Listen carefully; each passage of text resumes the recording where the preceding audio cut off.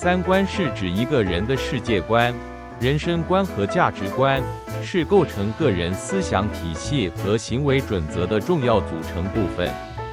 在现代社会，三观往往反映了一个人的思想深度、道德观念和社会责任感。首先，世界观是指个体对整个世界的看法和认识。一个积极向上的世界观会让人在面对困难和挑战时能保持乐观和勇敢，认为世界充满可能性和机会。相反，消极的世界观可能会让人感到压抑和无力，认为世界是个充满阴暗和绝望的地方。因此，建立健康积极的世界观对于个人的成长和幸福至关重要。其次，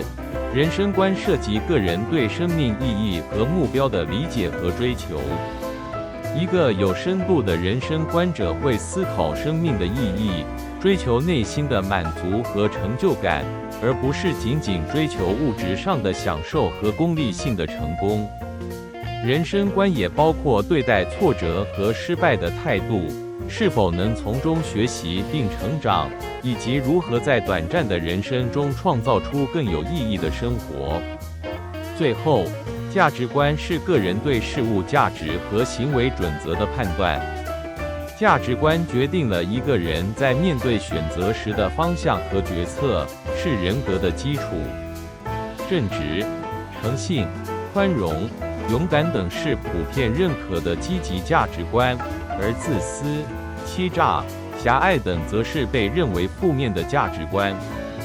一个成熟的人应当通过不断的思考和实践，建立起自己的价值观体系，并在日常生活中贯彻这些价值。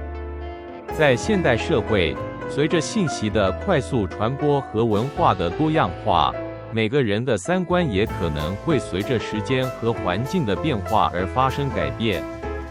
然而，一个稳固和健康的三观体系能够帮助人们在复杂的社会中保持心灵的清晰和道德的坚守，使个体能够更好地适应和影响周围的环境。